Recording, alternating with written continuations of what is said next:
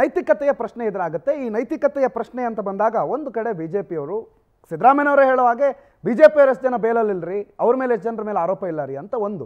ಇನ್ನೊಂದು ಕಡೆ ಸಿದ್ದರಾಮಯ್ಯನವರ ಒಂದು ಹಳೆ ವಿಡಿಯೋ 2011 ಮತ್ತು 2020 ವಿಡಿಯೋ ಒಂದನ್ನು ನಿನ್ನೆ ಬಿಜೆಪಿ ರಿಲೀಸ್ ಮಾಡುತ್ತೆ. ಸಂದರ್ಭ ಸೇಮ್. ಇದೇ ರೀತಿ ಮುಖ್ಯಮಂತ್ರಿಗಳ ಮೇಲೆ ತನಿಖೆಗೆ ಆದೇಶ ಆದಾಗ ಸಿದ್ದರಾಮಯ್ಯನವರ ಅವತ್ತಿನ ಜಾಗದಲ್ಲಿ ಅವತ್ತಿನ ಕುರ್ಚಿಯಲ್ಲಿ ನಿಂತ್ಕೊಂಡು ಏನು ಹೇಳಿದ್ರು ಅಂತಂದ್ರೆ, ಮುಖ್ಯಮಂತ್ರಿ ಆಗಿದ್ದಾಗ ಈ ನಿಷ್ಪಕ್ಷಪಾತ ತನಿಖೆ ಸಾಧ್ಯನಾ ಅಂತ ಇವತ್ತು ಅದೇ ಪ್ರಶ್ನೆ ಮುಖ್ಯಮಂತ್ರಿಗಳ ಮುಂದೆಯೇ ಇದೆ. ಎಲ್ಲಿನ ನೈತಿಕತೆ ಅನ್ನೋ ಪ್ರಶ್ನೆ. 40 ವರ್ಷಗಳ ಕಳಂಕರಹಿತ ರಾಜಕಾರಣದ ಸಂಧ್ಯಾಕಾಲದಲ್ಲಿ, ಅದರಲ್ಲೂ ಇನ್ನೇನು ನಾನು ಕಂಟೆಸ್ಟ್ ಮಾಡಲ್ಲ, ನಾನು ಮುಂದಿನ ಎಲೆಕ್ಷನಲ್ಲಿ ಇಲ್ಲ ಅನ್ನುವಂಥ ಹೇಳೋ ಸಂದರ್ಭದಲ್ಲಿ, 4 ವರ್ಷ ಒಳ್ಳೆ ಆಡಳಿತ ಕೊಡಬೇಕಾಗಿರೋ ಸಂದರ್ಭದಲ್ಲಿ ಮುಖ್ಯಮಂತ್ರಿಗಳ ಮೇಲೆ ಕೇಳಿ ಬಂದಿರುವ ಈ ಆರೋಪ ಈ 40 ವರ್ಷದ ಕಂಪ್ಲೀಟ್ ವೈಟ್ ಇಮೇಜನ್ನು ಉಲ್ಟಾ ಮಾಡಿಬಿಟ್ಟಿದೆ. ನೋಡಿ, ಚಿನ್ನನ ಬೆಂಕಿಲ್ಲ ಹಾಕಿದರೆ ಅದು ಒಳಪೆಚ್ಚಿಗೆ ಆಗುತ್ತೆ. ಈ ಪ್ರಕರಣದಿಂದ, ಈ BJP JDSನ ಸಂಚಿನ ಪ್ರಕರಣದಿಂದ ಮಾನ್ಯ ಸಿದ್ದರಾಮಯ್ಯನವರ ವರ್ಚಸ್ಸು, ಅವರ ವ್ಯಕ್ತಿತ್ವ, ಅವರ ನಾಯಕತ್ವ ಇಡೀ ದೇಶಕ್ಕೆ ಗೊತ್ತಾಗುತ್ತೆ. ಇವನ್ BJPಗೂ ಗೊತ್ತಾಗುತ್ತೆ. ಇದು ಈ ಕಪೋಲ ಕಲ್ಪಿತ ಕತೆಗೆ ಒಂದು ಕೇಸ್ನ ಒಂದು ಫಾರ್ಮ್ಯಾಟ್ ಮಾಡಿ ಆ ದೂರನ್ನು ಕೊಟ್ಟು ಕೋರ್ಟು ದೂರನ್ನ ಆಧಾರದ ಮೇಲೆ ತನಿಖೆ ಮಾಡಿ ಅಂತ ಹೇಳುತ್ತೆ. ಆ ಸತ್ಯಾಸತ್ಯ ಅವರೇನು ಇನ್ವೆಸ್ಟಿಗೇಷನ್ ಏನು ಮಾಡಿಲ್ವಲ್ಲ ಕೋರ್ಟ್ ಅವರು. ಸೊ ಇನ್ವೆಸ್ಟಿಗೇಷನ್ ಆದಾಗ BJPಯವರು ಮತ್ತು JDSನವರು ನಾಚಿ ತಲೆ ತಗ್ಗಿಸ್ಬೇಕು ಕರ್ನಾಟಕ ಜನತೆಯ ಮುಂದೆ. ಇದು ಗ್ಯಾರಂಟಿ. ಯಾಕಂದರೆ ಮಾನ್ಯ ಸಿದ್ದರಾಮಯ್ಯನವ್ರನ್ನ 2 ದಶಕಗಳಿಂದ ನಾವು ಹತ್ರದಿಂದ ನೋಡಿದ್ದೀವಿ. 4 ದಶಕಗಳ ರಾಜಕಾರಣವನ್ನು ಭಾಳ ಹಿರಿಯ ಪತ್ರಕರ್ತರು ಸಮೀವುಲ್ಲಾ ಥರದವರು ಭಾಳ ಜನ ಹತ್ರದಲ್ಲಿ ನೋಡಿದ್ದಾರೆ. ಸಿದ್ದರಾಮಯ್ಯನವರು ಇವತ್ತು ನಿಷ್ಕಳಂಕನೇ, ಮುಂದೆನೂ ಇರ್ತಾರೆ, ಹಿಂದೆನೂ ಇದ್ದರು. ಅವರ ಪ್ರಾಮಾಣಿಕತೆ ಹಿಂದೆನೂ ಇತ್ತು, ಈಗಲೂ ಇದೆ, ಮುಂದೆನೂ ಇರುತ್ತೆ. ಅದನ್ನು ಮಾಡೆಲ್ ಆಗಿ, ಮಾದರಿಯಾಗಿ ಇಡೀ ಜನ ಅವ್ರನ್ನ ಅನುಕರಣೆ ಮಾಡ್ತಾರೆ. ಇವನ್ BJPಯ ಕೆಲವು ಶಾಸಕರು ಭಾಳ ಸಲ ಮಾತಾಡ್ಬೇಕಾದ್ರೆ ನಾಯಕ ಅಂದರೆ ಸಿದ್ದರಾಮಯ್ಯ ರೀ, ಸೈದ್ಧಾಂತಿಕವಾಗಲಿ, ಒಂದು ಸಾಮಾಜಿಕ ನ್ಯಾಯದಲ್ಲಾಗಲಿ, ಜಾತ್ಯತೀತವಾದ ಆಗಲಿ, ಸಮಾಜವಾದ ಆಗಲಿ ಸಿದ್ದರಾಮಯ್ಯ ನಿಜವಾದ ನಾಯಕ ಅಂತ BJP ನಾಯಕರು ಭಾಳ ಸಲ ಹೇಳ್ತಾರೆ. ಅವರು ವೈರುಧ್ಯ ಇರ್ಬೋದು, ಸೈದ್ಧಾಂತಿಕ ವೈರುಧ್ಯ ಇರ್ಬೋದು, ಆದರೆ ಅವರು ಪ್ರಶ್ನಾತೀತ ನಾಯಕ ಇವತ್ತು ಇದ್ದಾರೆ, ಮುಂದೆನೂ ಇರ್ತಾರೆ. ಆದರೆ ಇಲ್ಲಿ ಬಂದಿರತಕ್ಕಂಥ ಪ್ರಕರಣ ಏನು? ಮಾನ್ಯ ಯಡಿಯೂರಪ್ಪನವ್ರಿಗೆ ಸಿದ್ದರಾಮಯ್ಯನವ್ರಿಗೆ ಕಂಪೇರ್ ಮಾಡಿ ಹೇಳ್ತಾ ಇದ್ದೀರಿ. ಯಡಿಯೂರಪ್ಪನವರ ಪ್ರಕರಣ ಬಂದಾಗ ಪ್ರಕರಣದ ವಿಚಾರ ಪ್ರಕರಣದ ವಿಚಾರ ಕಂಪ್ಯಾರಿಸನ್ ನಾನು ಅದಕ್ಕೆ ಹೇಳ್ತೀನಿ, ನಾನು ಕಾರಣ ಹೇಳ್ತೀನಿ. ಮಾನ್ಯ ಯಡಿಯೂರಪ್ಪನವರನ್ನ ಒಂದು ಗಣಿ ಹಗರಣ ತನಿಖೆ ನಡೀತಾ ಇರ್ಬೇಕಾದ್ರೆ ಲೋಕಾಯುಕ್ತರು ಯಡಿಯೂರಪ್ಪನವ್ರ ಕೈವಾಡ ಇದೆ ಅಂತೇಳಿ ಅವ್ರ ಹೆಸರು ಸೇರಿಸ್ಕೊಂಡ್ಬಿಡ್ತಾರೆ. ಅವ್ರ ಮೇಲೆ FIR ಆಗಿ ಚಾರ್ಜ್ ಶೀಟ್ ಆಗಿಬಿಡುತ್ತೆ. ಅವರು ರಾಜೀನಾಮೆ ಕೊಡಲೇಬೇಕಾಗುತ್ತೆ. ಹೈಕಮಾಂಡ್ ಕೂಡ ಹೇಳುತ್ತೆ ನೀವು ರಾಜೀನಾಮೆ ಕೊಡಿ ಅಂತ, ಅರೆಸ್ಟ್ ಆಗ್ತೀರಾ ನೀವು ಅಂತ. ಈ ಪ್ರಕರಣಕ್ಕೂ ಆಗಿನ ಸಮಯಕ್ಕೂ ನೋಡಿ, ಮಾನ್ಯ ಯಡಿಯೂರಪ್ಪನವರು ಚೆಕ್ಕಲ್ಲಿ ಲಂಚ ತಗೊಂಡ್ರು ಅಂತ ಯಾರು ವರದಿ ಕೊಟ್ಟರು ನೀವೇ ಗೊತ್ತು. ಮಾನ್ಯ ವಿಜಯೇಂದ್ರ ಅವರು RTGS ಲಂಚ ತಗೊಂಡ್ರು ಅಂತ ಮಾಹಿತಿ ಎಲ್ಲಿಂದ ಬಂದಿದೆ ನಿಮಗೆ ಗೊತ್ತಿದೆ. BJPಯ ಒಬ್ಬ ನಾಯಕ ವಿರೂಪಾಕ್ಷಪ್ಪ ಅನ್ನೋ BJP ಶಾಸಕ ಕ್ಯಾಶಲ್ಲಿ ಲಂಚ ತಗೊಂಡು ಆಸ್ಕೇಡೆ ಮಾಡಿಕೊಂಡಿದ್ರು ಅಂತ ನೋಡಿದ್ದೀವಿ. ಭ್ರಷ್ಟಾಚಾರ ಅಂದರೆ BJP. ಈಗ ಮಾನ್ಯ ಸಿದ್ದರಾಮಯ್ಯನವರು ಯಾವ್ದಾದ್ರು ಚೆಕ್ಕಲ್ಲಿ ಲಂಚ ತಗೊಂಡಿದ್ದಾರಾ, ಕ್ಯಾಶಲ್ಲಿ ತೊಗೊಂಡಿದ್ದಾರಾ, RTGS ತೊಗೊಂಡಿದ್ದಾರಾ, ಇಲ್ಲ ಯಾರು ಕೊಟ್ಟಿದ್ದಾರಾ, ಇಲ್ಲ ಎಲ್ಲಾದರೂ ಸತ್ತವರ ಮೇಲೆ ಡಿನೋಟಿಫಿಕೇಶನ್ ಮಾಡಿದ್ದಾರಾ ಮಾನ್ಯ ಸಿದ್ದರಾಮಯ್ಯನವರು? ಅದು ಕುಮಾರಸ್ವಾಮಿಯವರು ಯಡಿಯೂರಪ್ಪನವ್ರಿಗೆ ಸಂಬಂಧಪಟ್ಟಿದ್ದಂಥ ವಿಷಯಗಳು, ಅಂಥ ಪ್ರಕರಣಗಳು. ಮಾನ್ಯ ಸಿದ್ದರಾಮಯ್ಯನವರು ಇವತ್ತು ಕೂಡ ಅವರಷ್ಟೇ ನಿಷ್ಕಳಂಕವಾಗಿದ್ದಾರೆ. ಅದಕ್ಕಾಗಿಯೇ ಕಾನೂನು ಹೋರಾಟದಲ್ಲಿ ನಮ್ಗೆ ಜಯ ಆಗುತ್ತೆ ಅನ್ನೋ ಒಂದು ನಂಬಿಕೆ ಸಂಪೂರ್ಣವಾಗಿದೆ. ಒಂದು ನಮ್ಮ ಹೈಕಮಾಂಡ್ ಆಗಲಿ, ನಮ್ಮ ಕಾಂಗ್ರೆಸ್ ನಾಯಕರಾಗಲಿ, ಸಚಿವ ಸಂಪುಟ ಆಗಲಿ, ಕಾಂಗ್ರೆಸ್ ಶಾಸಕರು, ಇಡೀ ಕರ್ನಾಟಕ ಕನ್ನಡ ಜನತೆ ಸಿದ್ದರಾಮಯ್ಯನವರು ಪರವಾಗಿದ್ದಾರೆ. ನಾನು ಇವತ್ತು ನೀವು ಬರೆದಿಟ್ಕೊಳ್ಳಿ, ಈ ಕೇಸ್ನಿಂದ ಮಾನ್ಯ ಸಿದ್ದರಾಮಯ್ಯನವರ ವ್ಯಕ್ತಿತ್ವ, ವರ್ಚಸ್ಸು, ನಾಯಕತ್ವ ಇಡೀ ದೇಶಕ್ಕೆ ಗೊತ್ತಾಗುತ್ತೆ. ಅವರೆಂಥ ಪ್ರಾಮಾಣಿಕರು ಅಂತ ಗೊತ್ತಾಗ್ತದೆ. ಯಾಕಂದರೆ ಅವ್ರನ್ನ ಆದರ್ಶವಾಗಿ ತಗೊಳ್ಳುವಂಥ ಅವಕಾಶ ಈ ಪ್ರಕರಣದಿಂದ BJPಯವ್ರಿಗೂ ಬರುತ್ತೆ. ಆದರೆ BJPಯವರು ಇವತ್ತು ಬಹಳ ಆತರದಲ್ಲಿ ಈ ಪ್ರಕರಣ ಏನು ಮಾಡ್ತಾ ಇದ್ದಾರೆ, ಇವತ್ತೇನು ಪ್ರೊಟೆಸ್ಟ್ ಮಾಡ್ತಾ ಇದ್ದಾರೆ. ಮಾನ್ಯ ಯಡಿಯೂರಪ್ಪನವ್ರ ಮೇಲೆ ಸುಪ್ರೀಂ ಕೋರ್ಟ್ ಕೇಸ್ಗಳು ಈಗಲೂ ಇದ್ದಾವೆ. ಅವ್ರ ಕೇಸ್ಗಳಿದ್ದಾಗಲೇ ಅವ್ರನ್ನ ಮುಖ್ಯಮಂತ್ರಿ 2ನೇ ಬಾರಿಗೆ ಅವಕಾಶ ಕೊಟ್ಟಂಥವ್ರು. ಆಯ್ತಾ? ಕುಮಾರಸ್ವಾಮಿಯವ್ರ ಮೇಲೆ ಲೋಕಾಯುಕ್ತ ಕೇಸ್ ಈಗಲೂ ಇದೆ, ಬೇಲ್ನಲ್ಲಿದ್ದಾರೆ ಕುಮಾರಸ್ವಾಮಿಯವರು. ಅವ್ರನ್ನ ಕೇಂದ್ರ ಮಂತ್ರಿ ಮಾಡಿಕೊಂಡು ಮೋದಿಯವ್ರ ಪಕ್ಕದಲ್ಲಿ ಕುಂಡಿಸ್ಕೊಂಡು ಬೇರೆಯವ್ರ ಮೇಲೆ ಅಲಿಗೇಷನ್ ಮಾಡಿದ್ರೆ ನೈತಿಕತೆ ಅನ್ನೋದು ನೀವು ಒಂದು ಕಡೆಯಿಂದ ಅಲ್ಲ, ಇದು ಮನ್ ಕಿ ಬಾತ್ ಅಲ್ಲ. ಇದು BJPಯವರು ತಾವು ಮೊದಲು ನೋಡ್ಕೊಬೇಕಿದೆ ಏನು ಪರಿಸ್ಥಿತಿ ಇದೆ ನಮ್ಮದು ಅಂತ.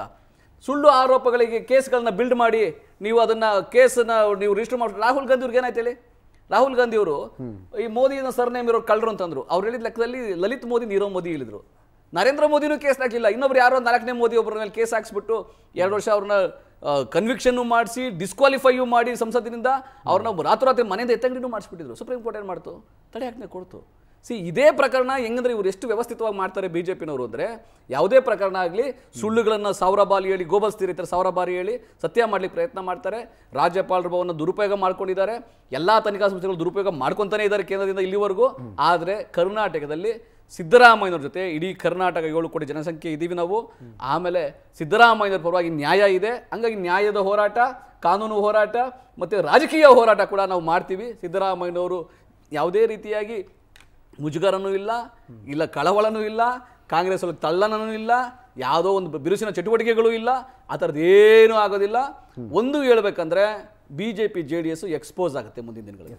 ಅಶ್ವಿನಿ ಅವರೇ, ನಿನ್ನೆ ಒಂದು ವಿಡಿಯೋ ಪ್ಲೇ ಮಾಡಿದ್ರಿ, 2011 2020 2 ವಿಡಿಯೋ, ಸಿದ್ದರಾಮಯ್ಯನವರ ಸ್ಟೇಟ್ಮೆಂಟ್ ಮಾತ್ರ ಪ್ಲೇ ಮಾಡಿದ್ರಿ. ಆದರೆ ಅದರ ನಂತರ ಯಡಿಯೂರಪ್ಪನವ್ರು ರಾಜೀನಾಮೆ ಕೊಟ್ರ ಅನ್ನೋದನ್ನು ಕೂಡ ಪ್ಲೇ ಮಾಡಬೇಕಿತ್ತು. ಎಲ್ಲಿದೆ ನೈತಿಕತೆ? ನೀವು ನಿನ್ನೆ ವಿಡಿಯೋ ಪ್ಲೇ ಮಾಡಿದ ಸಂದರ್ಭದಲ್ಲಿ ಅಥವಾ ಸಿದ್ದರಾಮಯ್ಯ ಅವತ್ತು ಕೇಳಿದ ಸಂದರ್ಭದಲ್ಲಿ ಯಡಿಯೂರಪ್ಪನವರು ರಾಜೀನಾಮೆ ಕೊಟ್ಟಿರಲಿಲ್ಲ.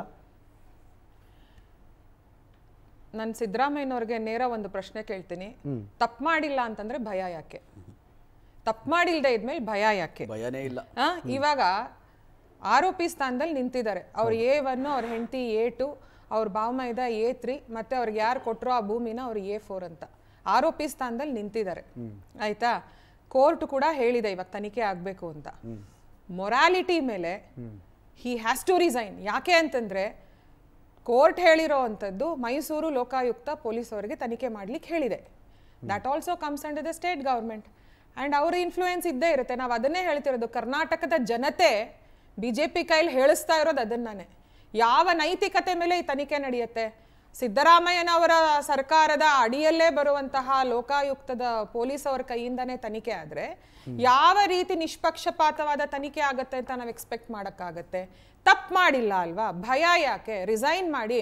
136 ಜನ MLAಗಳು ನಿಮಗೆ ಮೆಜಾರಿಟಿ ಕೊಟ್ಟು ಜನ ಗೆಲ್ಸಿರೋ ಅಂಥದ್ದು. ಆಯ್ತಾ? ಏನಕ್ಕೆ ಹೆದರ್ತೀರಿ? Come out as a clean person. ನೀವಿಷ್ಟು ವರ್ಷ 40 ವರ್ಷದ ರಾಜಕಾರಣದಲ್ಲಿ I am a clean man, clean chit ಅಂತ ಡೋಂಗಿ ಚಿಟ್ ಇಟ್ಕೊಂಡು ಓಡಾಡ್ತಾ ಇದ್ರಿ. ಇವತ್ತು 40 ವರ್ಷದ ರಾಜಕಾರಣದಲ್ಲಿ ನಿಮ್ಮ ಏನು ಡೋಂಗಿತನದ ಕ್ಲೀನ್ ಚಿಟ್ಟನ್ನ ಬಟಾ ಬಯಲ್ ಮಾಡಿದೀವಿ ನಾವು. And he is not a clean handed person. 2013ರಿಂದ 2018ರಲ್ಲೂ ಕೂಡ ಸರ್ಕಾರ ನಡೆಸಿದಾಗ 60,000 ಕೋಟಿಗಿಂತ ಹೆಚ್ಚು ವಿವಿಧ ಇಲಾಖೆಗಳಲ್ಲಿ ಸ್ಕ್ಯಾಮ್ ಆಗಿರೋದು. ಆ ಎಲ್ಲ ದಾಖಲೆಗಳನ್ನು ನಾವು ಲೋಕಾಯುಕ್ತ ಕೊಟ್ಟಿದ್ವಿ. 25ಕ್ಕಿಂತ ಹೆಚ್ಚು ಕೇಸ್ಗಳು ಅವ್ರ ಮೇಲೆ ಫೈಲ್ ಆಗಿತ್ತು. ಅದಕ್ಕೆ ಲೋಕಾಯುಕ್ತನೇ ಕ್ಲೋಸ್ ಮಾಡಿಬಿಟ್ಟಿದ್ರು. ಆಯ್ತಾ? ನಿಷ್ಕ್ರಿಯ ಮಾಡಿ ACB ಮಾಡಿದ್ರು. ಎಲ್ಲಾನು ನೋಡ್ತಾ ಇದ್ದಾರೆ ಜನ, ಯಾರು ಸುಮ್ಮನೆ ಕೂತಿಲ್ಲ.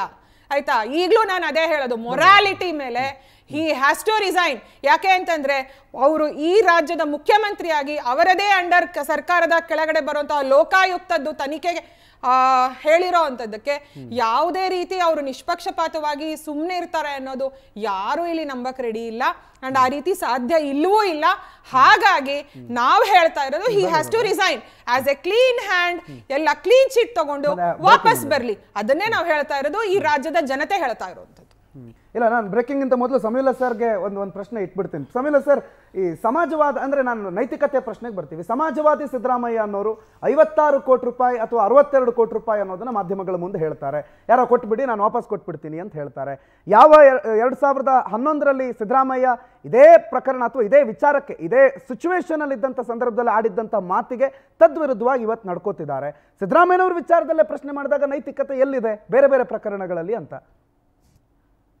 ಇಲ್ಲ, ಇದು ಅವರ ಬೆಳೆದು ಬಂದ ಹಿನ್ನೆಲೆ, ಅವರು ಇಲ್ಲಿವರೆಗೆ ನೀಡಿರುವಂತಹ ಸ್ಟೇಟ್ಮೆಂಟ್, ಇವೆಲ್ಲವನ್ನ ಗಮನಿಸಿದ್ರೆ ಅವರು ಈ ಪ್ರಶ್ನೆ ಸಹಜವಾಗಿ ಉದ್ಭವ ಆಗುತ್ತೆ.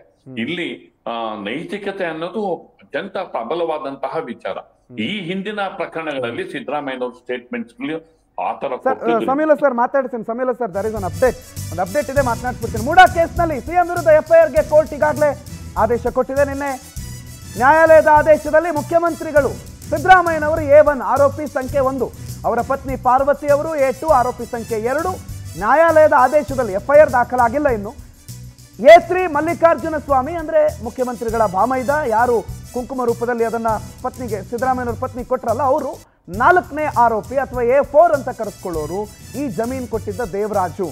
ಈ 4ರನ್ನ A1 A2 A3 A4 ಇದು ಕೋರ್ಟ್ನಲ್ಲಾಗಿರುವ ಆದೇಶದಲ್ಲಿ ಉಲ್ಲೇಖ ಆಗಿದೆ. ಆ ಆದೇಶದಲ್ಲಿ ಸಿದ್ದರಾಮಯ್ಯ A1, ಅವರ ಪತ್ನಿ ಪಾರ್ವತಿ A2, ಅವರ ಭಾಮೈದ A3, ಸೈಟ್ ಕೊಟ್ಟಿದ್ದ ದೇವರಾಜ್ ಸೇಲ್ ಮಾಡಿದ್ದ ದೇವರಾಜು A4 ಆಗಿ ನಿಲ್ತಾರೆ. FIR ಈಗಾಗಲೇ ಅಧಿಕೃತ ನ್ಯಾಯಾಲಯದ ಆದೇಶ ಪ್ರತಿ ಕೂಡ ಸಿಕ್ಕಿದೆ ನಮಗೆ. ಅದಲ್ಲದೆ ಈ ನ್ಯಾಯಾಲಯದ ಆದೇಶ ಪ್ರತಿ ಸರ್ಟಿಫೈಡ್ ಕಾಪಿಯನ್ನ ಲೋಕಾಯುಕ್ತ ಪೊಲೀಸ್ ವರಿಷ್ಠಾಧಿಕಾರಿ ಕೂಡ ಈಗಾಗಲೇ ಕಲೆಕ್ಟ್ ಮಾಡಿದ್ದಾರೆ ಅನ್ನೋದು ಮಾಹಿತಿ. ಇವತ್ತು FIR ಆಗುತ್ತಾ, ನಾಳೆ ಆಗುತ್ತಾ ಕಾಯಬೇಕು. FIRಗೆ ಸೂಚನೆ ಅಂತೂ ಆಗಿದೆ, ಕಲೆಕ್ಟ್ ಕೂಡ ಆಗಿದೆ ಆ ಕಡೆಯಿಂದ. 4 ಜನರ ವಿಚಾರ A4, A1, A2, A3, A4 ಯಾರ್ಯಾರು ಅನ್ನೋದರ ಸರ್ಟಿಫೈಡ್ ಪ್ರತಿ ಈಗಾಗಲೇ ಪವರ್ ಟಿವಿಗೆ ಲಭ್ಯ ಆಗಿರೋದ್ರಿಂದ ಅದರಲ್ಲಿರುವ ಅಂಶವನ್ನು ನಿಮ್ಮ ಮುಂದೆ ನಾವು ಇಡ್ತಾ ಇದ್ದೀವಿ.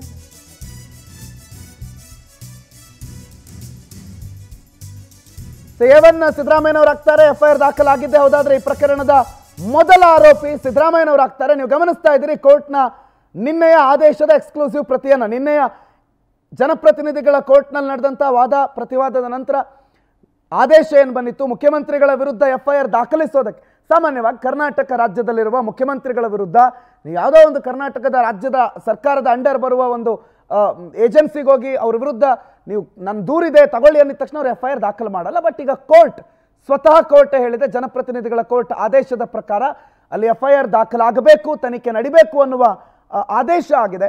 ಬಟ್ CM ಆಫೀಸ್ನಿಂದ ಇದು ತನಿಖೆ ಅಲ್ಲ, ವಿಚಾರಣೆ ಅನ್ನೋ ರೀತಿಯ ಮಾತುಗಳು ಕೂಡ ಕೇಳಿಬರ್ತಿದೆ. ತನಿಖೆ ಅಲ್ಲ, ಇದು ಇನ್ವೆಸ್ಟಿಗೇಷನ್ ಅಲ್ಲ, ಎನ್ಕ್ವೈರಿ ಅಷ್ಟೇ, ವಿಚಾರಣೆ ಅಷ್ಟೇ ಅನ್ನೋ ರೀತಿಯ ಮಾತುಗಳು, ಉತ್ತರಗಳು ಕೂಡ ಕೇಳಿಬರ್ತಿದೆ. ಬಟ್ ಆದೇಶ ಅಂತೂ ಬಹಳ ಸ್ಪಷ್ಟವಾಗಿದೆ. ಈ ಪ್ರಕರಣದಲ್ಲಿ ಸಿದ್ದರಾಮಯ್ಯನವರ ವಿರುದ್ಧ ತನಿಖೆಯನ್ನ ನಡೆಸೋದಕ್ಕೆ ಮೈಸೂರಿನ ಲೋಕಾಯುಕ್ತಕ್ಕೆ ಕೋರ್ಟ್ ಸೂಚನೆಯನ್ನು ಕೊಟ್ಟಿದೆ. FIR ಆಗಬೇಕು, ಅದು ಇವತ್ತಾಗುತ್ತಾ ನಾಳೆ ಆಗುತ್ತಾ ಲೋಕಾಯುಕ್ತಕ್ಕೆ ಬಿಟ್ಟದ್ದು. ಬಟ್ ನಾನು ಕಮಿಂಗ್ ಬ್ಯಾಕ್ ಟು ಸಮಯುಲ್ಲ ಸರ್, ನಾನು ಹೇಳ್ತಾ ಇದ್ದೆ. ಬಟ್ ಈ ನೈತಿಕತೆಯ ವಿಚಾರದಲ್ಲಿ ಸಮಾಜವಾದ ಮತ್ತು ರಾಜೀನಾಮೆಗೆ ಹಿಂದೆ ಆಗ್ರಹಿಸಿರುವ ವಿಚಾರಕ್ಕೆ ಸಂಬಂಧಪಟ್ಟಂತೆ ಮುಖ್ಯಮಂತ್ರಿಗಳ ನಡೆ ಏನು ಅಂತ ನಾನು ಪ್ರಶ್ನೆ ಕೇಳಿದ್ದೆ ಸರ್, ಪ್ಲೀಸ್. ಅವರು ಈ ಹಿಂದೆ ಬೇರೆ ಬೇರೆ ಪ್ರಕರಣದಲ್ಲಿ ಯಡಿಯೂರಪ್ಪ ಪ್ರಕರಣ ಇರ್ಬೋದು, ಅದರಲ್ಲೆಲ್ಲ ಅವ್ರು ತಕ್ಷಣ ನೈತಿಕ ಹೊಣೆ ಹೊತ್ತು ರಾಜೀನಾಮೆಯನ್ನ ಕೊಡ್ಬೇಕು ಅಂತ ಅವ್ರು ಆಗ್ರಹ ಮಾಡಿರೋದ್ರಿಂದ ನೈತಿಕತೆ ವಿಚಾರ ಮುಖ್ಯವಾಗಿ ಡಾಮಿನೇಟ್ ಆದ್ರೆ ಪಬ್ಲಿಕ್ ಲೈಫ್ ಅಲ್ಲಿ ನೈತಿಕತೆಯ ವಿಚಾರ ಡಾಮಿನೇಟ್ ಆಗುವಂತಹ ವಾತಾವರಣ ಈಗ ಉಳ್ಕೊಂಡಿದ್ರು. ಅವ್ರು ಕೆಲವು ಇಶ್ಯೂಸ್ಗಳನ್ನೆಲ್ಲ ಎತ್ತಿದ್ದಾರೆ. ಕುಮಾರಸ್ವಾಮಿ ಅವರಿಗೆ ಅವ್ರು ರಾಜೀನಾಮೆ ಕೊಡ್ತಾರ, ಅವ್ರು ಚಾರ್ಜ್ ಶೀಟ್ ಹಾಕೋ ಲೆವೆಲ್ಗಿದೆ, ಅವ್ರು ಅಕ್ಯೂಸ್ಡ್ ಅಂತದ್ರಲ್ಲಿ ಇದ್ದಾರೆ, ರಾಜ್ಯಪಾಲರು ಪ್ರಾಸಿಕ್ಯೂಷನ್ ಈಗ ಅನುಮತಿಯನ್ನು ಕೊಟ್ಟಿಲ್ಲ ಅನ್ನೋದು, ಈ ತರದ ಕೆಲವು ವಿಚಾರಗಳನ್ನೆಲ್ಲ ಅವ್ರು ರೈಸ್ ಮಾಡಿದ್ದಾರೆ. ಎಲ್ರಿಗೂ ಅನ್ವಯವಾಗುವಂತೆ ನೈತಿಕತೆ ಅನ್ನುವಂತಹ ವಿಚಾರ ಡಾಮಿನೇಟ್ ಆದ್ರೆ ಅವಾಗ ಹಿ ಹ್ಯಾಸ್ ಟು ರಿಸೈನ್. ಅದು ರಾಜಕಾರಣದಲ್ಲಿ ಈ ನೈತಿಕತೆ ಅನ್ನೋದು ಒಂದು ಮಾನದಂಡ ಆಗ್ಬೇಕು. ನಾನು ಪವರ್ ಅಲ್ಲಿ ಇರ್ಬೇಕಾದ್ರೆ ನನಗೆ ನೈತಿಕತೆ ಅನ್ವಯ ಆಗಲ್ಲ, ನೀನ್ ಪವರ್ ಅಲ್ಲಿ ಇರ್ಬೇಕಾದ್ರೆ ನಿನ್ನ ನಾನು ಕ್ವಶನ್ ಮಾಡ್ಬೋದು ಅಂತ ಯಾರು ಅನ್ಕೋಬಾರ್ದು. ಅದನ್ನ ಸಿದ್ದರಾಮಯ್ಯನವರು ಅನ್ಕೋಬಾರ್ದು ಅಥವಾ ಬೇರೆ ಯಾರು ಅನ್ಕೋಬಾರ್ದು. ರಾಜಕಾರಣದಲ್ಲಿ ಇಡೀ ಪಕ್ಷಗಳೇ ಅವರ ಆತ್ಮಸಾಕ್ಷಿಗೆ ಅವ್ರು ಕೇಳ್ತಾರೆ. ರಾಜಕೀಯ ಪಕ್ಷಗಳು ನಾನು ನೈತಿಕತೆಯ ಬಗ್ಗೆ ನಾನು ಮಾತಾಡ್ಬೇಕಾದ್ರೆ ನನ್ನ ಆತ್ಮಸಾಕ್ಷಿನಲ್ಲಿ ನಾವು ಹೇಗಿದ್ದೀವಿ ಅನ್ನೋದನ್ನ ರಾಜಕೀಯ ಪಕ್ಷಗಳು ಕೇಳ್ಕೊಂಡು, ಹೀಗಾಗಿ ನೈತಿಕತೆ ರಾಜಕಾರಣದಲ್ಲಿ ಇರಬೇಕು ಅಂತ ಬಯಸೋನ್ ನಾನು. ಸಿದ್ದರಾಮಯ್ಯನವರಿಗೂ ಕೂಡ ಈ ನೈತಿಕತೆ ಅನ್ವಯ ಆಗೇ ಆಗುತ್ತೆ. ಅವ್ರು ಬೇರೆಯವ್ರ ರಾಜೀನಾಮೆಗೆ ಅವ್ರು ಡಿಮ್ಯಾಂಡ್ ಮಾಡಿರೋದ್ರಿಂದ ನೈತಿಕತೆ ಆಧಾರದ ಮೇಲೆ ಅವ್ರು ಅದನ್ನ ಈಗ ಅದನ್ನು ಸ್ವೀಕಾರ ಮಾಡುವಂತ ಪರಿಸ್ಥಿತಿ ಬಂದಿದೆ. ಇದರಲ್ಲೇನು ಎರಡು ಮಾತಿದೆ. ಅಲ್ಲ ರೀ, ನೈತಿಕತೆ ಬಿಜೆಪಿ JDS ನವ್ರಿಗೆಲ್ಲ ಸಂಚು ಮಾಡ್ತಾ ಕೂಳ್ತಿದ್ದಾರೆ. ಇದಕ್ಕೆ ರಾಜೀನಾಮೆ, ಬಿಜೆಪಿಯ ಸಂಚು ಮತ್ತೆ JDS ಸಂಚುಗಳಿಗೆ ರಾಜೀನಾಮೆ ಕೊಡಕ್ ಸಾಧ್ಯನಾ? ಇದಕ್ಕೆ ಎಲ್ಲರೂ ಉಂಟಾ? ಅಲ್ಲ, 7 ಕೋಟಿ ಜನ ಕರ್ನಾಟಕ ಜನ ಕನ್ನಡಿಗರು ಓಟ್ ಹಾಕಿರೋದು ಈ ಸಂಚಿಗೆ ಬಲಿಯಾಗ್ಲಿ ಅಂತನಾ? ಅಲ್ಲ, ಸಂಚಿಗೆ ಬಲಿಯಾಗ್ಲಿ ಅಂತ ಸಿದ್ದರಾಮಯ್ಯ ಅವಕಾಶ ಕೊಟ್ಟಿರೋದು ಜನ. ಮೊನ್ನೆ ಹೈಕೋರ್ಟ್ ಜಡ್ಜ್ಮೆಂಟ್ ಆದ್ಮೇಲೆ ಮುಗಿದೋಯ್ತಲ್ಲ. ಅದು ಜಡ್ಜ್ಮೆಂಟ್ ಅಲ್ಲ, ಅದು it's not judgment, it's based on a fake false case ಅಷ್ಟೇ.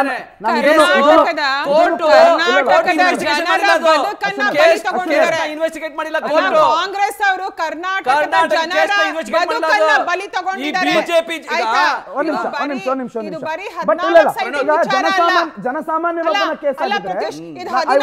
ಸೈಟ್ ವಿಚಾರ ಅಲ್ಲ ಇದು. ಆಯ್ತಾ, 4ರಿಂದ 5,000 ಕೋಟಿ ರೂಪಾಯಿಗಳು ರಿಯಲ್ ಎಸ್ಟೇಟ್ ದಳ್ಳಾಳಿಗಳ ಪಾಲಾಗಿದೆ ಇವತ್ತು ಮೂಡಾದಲ್ಲಿ. ಎಲ್ಲ ಆಚೆ ಬರಬೇಕು, ಎಲ್ಲಾನು ಆಚೆ ಬರಬೇಕು, ಎಲ್ಲಾ ಭ್ರಷ್ಟಾಚಾರ ಆಚೆ ಬರಬೇಕು. ಯಡಿಯೂರಪ್ಪ ಮತ್ತೆ ಬೊಮ್ಮಾಯಿ ಮಾಡೋ ಭ್ರಷ್ಟಾಚಾರ ಆಚೆ ಬರಬೇಕು. ನೈತಿಕತೆ ವಿಚಾರದ ಬಗ್ಗೆ ಮಾತಾಡ್ತಾ ನಾನು ಈಗ ಅವ್ರು ಸಿದ್ದರಾಮಯ್ಯನವರು ಈ ಹಿಂದೆ ಯಡಿಯೂರಪ್ಪ ಅವರ ರಾಜೀನಾಮೆಗೆ ನೈತಿಕತೆ ಆಧಾರದ ಮೇಲೆ ಡಿಮ್ಯಾಂಡ್ ಮಾಡಿದ್ರೆ ಇನ್ನು ಯಡಿಯೂರಪ್ಪ ಅವ್ರು ಕೇಳಿದ್ರು ಅಂತ ರಾಜೀನಾಮೆ ಏನ್ ಕೊಡ್ಲಿಲ್ಲ ಅವಾಗ. ನನಗ್ ನೆನಪಿರೋ ಹಾಗೆ ತಕ್ಷಣ FIR ಬುಕ್ ಇದು ಕೋರ್ಟ್ ಅಲ್ಲಿ ಆದೇಶ ಬರ್ತಿದ್ದ ಹಾಗೇನೆ ಅದನ್ನ ಒಪ್ಪಿ ಅವ್ರೇನ್ ರಾಜೀನಾಮೆ ಏನ್ ಬಿಜೆಪಿ ಅವ್ರೇನ್ ಕೊಡ್ಲಿಲ್ಲ ಅವಾಗ. ನಂಬರ್ ಟೂ ಈಗ ಮುನಿರತ್ನ ಅವ್ರ ವಿಚಾರ ಬರ್ತೀನಿ. ಮುನಿರತ್ನ ಅವ್ರ ವಿಚಾರಕ್ಕೆ ಬಂದಾಗ ಈಗ ಅವ್ರ ಮೇಲಿರೋ ಅಲಿಗೇಷನ್ಸ್ ಅದೇನೋ ಏಡ್ಸ್ ಅಂತೆ ಮತ್ತೊಂದಂತೆ ಮಗದೊಂದಂತೆ ಎಲ್ರಿಗೂ ಕೂಡ ಗೊತ್ತದು. ನೈತಿಕತೆ ವಿಚಾರಗಳು ಬಂದಾಗ ನಾನು ಎಲ್ಲಾ ರಾಜಕೀಯ ಪಕ್ಷಗಳಿಗೂ ಅನ್ವಯ, ಕಾಂಗ್ರೆಸ್ಸಿಗೂ ಬಿಜೆಪಿಗೂ ಅನ್ವಯ ಆಗೋದಿತ್ತು ಅಂತಂದ್ರೆ ಅಟ್ಲೀಸ್ಟ್ JDS ಅಲ್ಲಿ ಹಾಸನ ಪ್ರಜ್ವಲ್ ರೇವಣ್ಣನ ಸಸ್ಪೆಂಡ್ ಮಾಡಿದ್ರು. ಅವ್ರ ಫ್ಯಾಮಿಲಿ ಮೆಂಬರ್ ಆದ್ರೂ ಕೂಡ, ಅವ್ರ ಕುಟುಂಬದ ಸದಸ್ಯರಾದ್ರೂ ಕೂಡ ಕನಿಷ್ಠ ಪಕ್ಷ ಪಾರ್ಟಿಯಿಂದ ಹೊರಗೆ ಹಾಕಿದ್ರು ಅವ್ರನ್ನ. ಆದ್ರೆ ಅವ್ರದೇ ಅಂಗಪಕ್ಷ ಬಿಜೆಪಿನಲ್ಲಿ ಮುನಿರತ್ನ ಅವ್ರನ್ನ ಇಷ್ಟೆಲ್ಲ ಸೀರೀಸ್ ಆಫ್ ಕೇಸ್ ಎಲ್ಲ ಹಾಕಿ ಜೈಲಲ್ಲಿ ಇದ್ರೂ ಕೂಡ ಅವ್ರನ್ನ ಸಸ್ಪೆಂಡ್ ಮಾಡೋದಕ್ಕೆ, ಪಾರ್ಟಿಯಿಂದ ಹೊರಗೆ ಹಾಕೋದಕ್ಕೆ ಏನೋ ನೋಟಿಸ್ ಕೊಟ್ಟಿದೀವಿ ಅಂತ ಇಟ್ಕೊಂಡಿದ್ದಾರೆ ಅಷ್ಟೇ. ಅದು ಯಾವ ನೈತಿಕತೆ ಅಡ್ಡ ಬಂದಿತ್ತು ಆ ಪೊಲಿಟಿಕಲ್ ಪಾರ್ಟೀಸ್ಗಳಿಗೆ? ಬಗ್ಗೆ ಮಾತಾಡೋದಕ್ಕೆ ನಮ್ಮ ರಾಜಕೀಯ ವ್ಯವಸ್ಥೆಯಲ್ಲಿ ಎಷ್ಟು ಸ್ಕೋಪ್ ಇದೆ. ಅಲ್ಲ, ಕಾಂಗ್ರೆಸ್ ಅವರಿಗೆ ಕುಮಾರಸ್ವಾಮಿ ಅವ್ರ ವಿಚಾರನೆ ಕೂಡ ನೀವು ಅವರನ್ನ ಮೇಲೆ ಯಾವುದೇ ಕ್ರಮ ತಗೊಳ್ಳಿ ಅಂತ ಬಿಜೆಪಿ ಹೇಳಾಗಿದೆ. Is it not true? ನೀವು ನೋಡಿ, ಇದೇ ರಾಜ್ಯಪಾಲರ ಹತ್ರ ಬಂದಿರುವ ಲೋಕಾಯುಕ್ತರ ಚಾರ್ಜ್ ಶೀಟ್ ನವೆಂಬರ್ 21ನೇ ತಾರೀಕು 2023ಕ್ಕೆ ಕುಮಾರಸ್ವಾಮಿ ಅವರು ಇದರಲ್ಲಿ ತಪ್ಪಿತಸ್ಥರು ಅಂತ ಬರುವ ಚಾರ್ಜ್ ಶೀಟ್ ವಿಚಾರ ಹೊರಗಡೆ ಬಂದ ಮೇಲೂ ಅದ್ರ ಮೇಲೆ ಅವ್ರನ್ನ ಮಿನಿಸ್ಟರ್ ಮಾಡಿ ಕೂರಿಸ್ಕೊಂಡಿದ್ದಾಗ ಸಿದ್ದರಾಮಯ್ಯ ಅವರು ರಾಜೀನಾಮೆ ಕೇಳೋ ಸಂದರ್ಭದಲ್ಲಿ ನಿಮ್ಗೆ ಒಂದ್ ಸ್ವಲ್ಪ ಮುಜುಗರ ಆಗ್ಬೇಕಲ್ವಾ ಅಂತ. ಸಮೀಲ ಸರ್, ಪ್ರತಿಯೊಂದು ಪ್ರೂವ್ ಆಗಿದೆ ಇಲ್ಲಿ. ಬಿಫೋರ್ ದಟ್ ಪ್ರೂವ್ ಆಗಿದೆ.